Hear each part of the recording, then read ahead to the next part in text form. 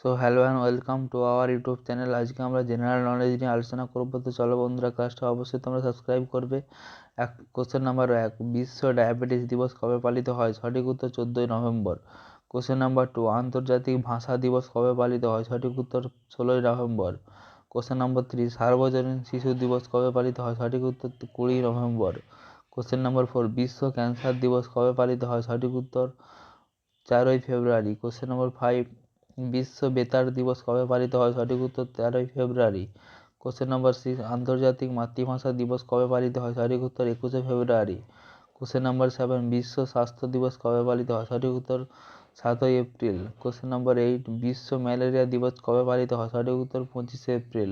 Question number 9, আন্তর্জাতিক শান্তি দিবস কবে পালিত হয়? সঠিক উত্তর 21শে সেপ্টেম্বর।